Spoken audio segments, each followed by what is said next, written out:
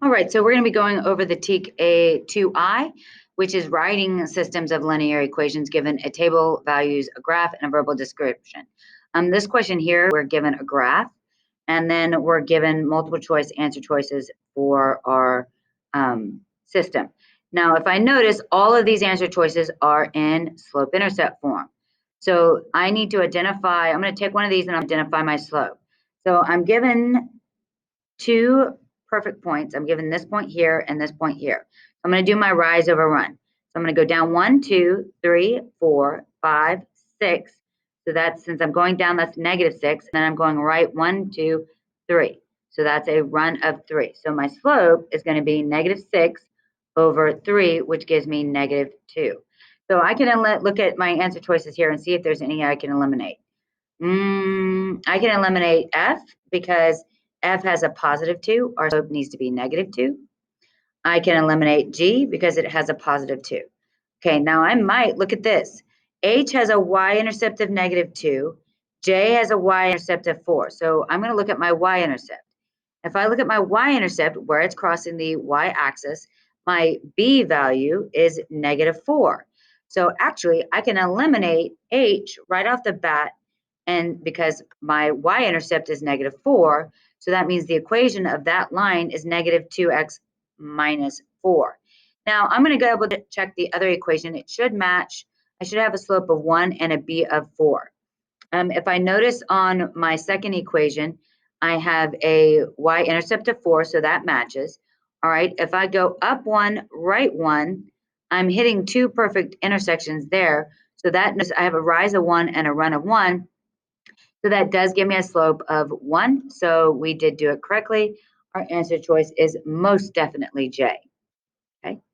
All right, the next question, same kind of situation, except we're going to verbally, this one's a little higher. Now we're doing a verbal description because we're writing a linear equation from a graph, values, or verbal description. The one prior was a graph. This one's going to be a verbal description. So a customer at the store paid $64 for 3 large candles and 4 small candles. So just think about that. Work it out. So store customer paid. So we've got paid is equal to the large plus the small candles. Okay, so we've got 64 is equal to 3L plus 4 small.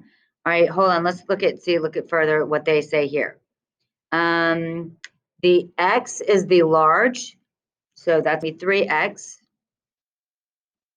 And it tells me the Y is going to be the small, so that's going to be 4Y. Okay, so this is X and this is Y. All right, now let's see if I can eliminate any answer choices off the bat by looking at this. This A says 4Y is equal to 30. Nope, that's out. B is also out. C and D both have 3x plus 4y is equal to 64. So that looks pretty good. Then it says at the same store, a customer paid $4 more than the first customer. Well, if the first customer paid $64, then the second customer is going to pay $68 for one large candle. So that's going to be 1x plus 8 small candles. So that's going to be 8y. So looking at our answer choices, this is 68, this is 60. This would be if you subtracted 4 from 64, 68. So our answer choice most definitely has to be C. Okay, you can, if you notice looking at this, your equations, this side of the equation is set up the same way. So you can look at your answer choices to use and work out how to work out that question or your equation. Just a matter of taking it a step further and look at what that's equal to, and you'll be able to answer it without a whole lot of work. All right, next question. Now we've got a table. So we need to look at the table values for each one of these and write our equation for each one. All right, now these equations, our answer choices are in standard form. I'm going to write my equation in linear form first, or slope-intercept form first. So that's y is equal to mx plus b. So I need to find the slope for both of these. So I can use, 18 minus 0 over -3 plus 9. That's going to be 18 over 6, which is going to give me 3. 18 divided by 6 is going to give me 3. So my slope for this one is 3. Let's look at our second one. That's going to be 8 minus 10 over 0 plus 4. I'm using my slope formula. M is equal to y2 minus y1 over x2 minus x1. I'm using the first 2 points on both of these. Really, it doesn't matter which points you use. You can use any one. So 8 minus 10 gives me -2 and 4. So that's going to give me a slope of -1/4. So this one has a slope of -1/4. Now, I need to find my B value. My B value is when the y is equal to 0. So on line Q, I have my, or no, not my B value. My B value is going to be when x is equal to 0. So on line Q, I don't have my B value given to me. But line V, I do have my B value. So I can write my equation. My B value here is 8. So this is going to be y is equal to -1/4 x plus 8. I'm going to put this in standard form and see if I can eliminate my answer choices without having to do my second equation. Okay, so let's see if we can work that out here. So looking at this, I'm going to move this over to with the y. So this becomes 1/4 x plus y is equal to 8. I'm going to multiply everything by 4 because I'm going to make, none of my answer choices have fractions, so I need to clear the fraction. So I'm looking at the number that's in the bottom, which is 4. So this is going to become x plus 4y is equal to 8 times 4 gives me 32. So this is going to be x plus 4y is equal to 32. I'm going to see if that is not any of my answer choices. Hold on, let me make sure I did this correctly. Oh, shoot, that should have been 1/2. Ha! That would be 1/4. I made the mistake, and that should have been 1/2. There's where I went wrong. So that should be 1/2. That would make a big difference, so we're going to multiply by 2. So this is going to be 2, this is going to be x plus 2y is equal to 16.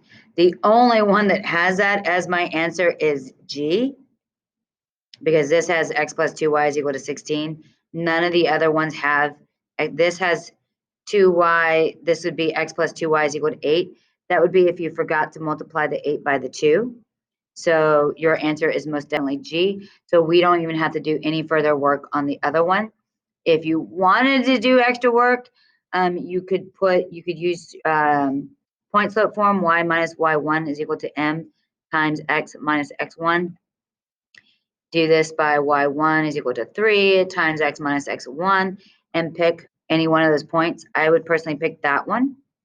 So this would be y plus 0. So this would be y, y is equal to 3 times x plus 9. So as you can see and continue solving that, you would get the same equation, but you could check it further and match. All right, next question. Write system of 2 linear equations given table list of values, graph, or verbal description. We're given a verbal description again. There are 15 plates in the kitchen cabinet. The diameter of each plate is either 7 inches or 12 inches. The diameter of all 15 plates of the cabinet is 140 inches. 7-inch plates is X, and the 12-inch plates is Y. Okay, so we're going to do the plates, the combination, the diameter of all 15 plates. We're going to do X plus Y is equal to 140. We've got that one there. Hold on, wait. Nope. We want the diameter because we're going to have the diameter of 15 plates. So that's going to be 15. So that gives us our answer choices, either C or D. So B and A are eliminated. Okay, now, because we want one to be dealing with the count of the plates, and one's going to be dealing with the diameter. So the second one's going to be 140. Then we're going to have 7x plus the 12y. So that gives us our answer choice C.